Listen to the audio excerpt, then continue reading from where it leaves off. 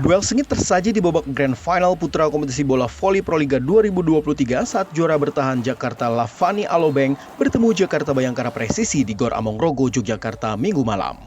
Jakarta Lavani Alobeng membuka kemenangan di set pertama dengan unggul skor 25-22. Namun pada set kedua, para pemain Jakarta Bayangkara Presisi mulai bangkit dan balas memenangkan pertandingan dengan skor 25-22. Bahkan Bayangkara Presisi membalikan keunggulan dengan meraih kemenangan di set ketiga 26-24. Di set keempat, kedudukan menjadi sama kuat 2-2 setelah Jakarta Lavani menang 25-21. Pada set penentuan, klub milik Susilo Bambang Yudhoyono ini akhirnya sukses mempertahankan gelar juara Proliga berkat skor kemenangan 15-9.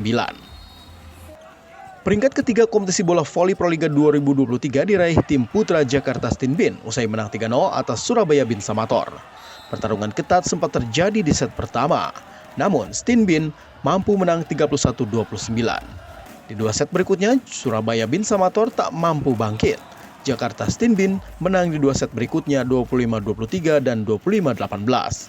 Kemenangan Jakarta Stinbin di babak perebutan peringkat ketiga ini sekaligus menegaskan dominasi mereka atas Surabaya Samator yang selalu menang dalam 5 kali pertemuan. Michael Aryawan, Kompas TV, Yogyakarta.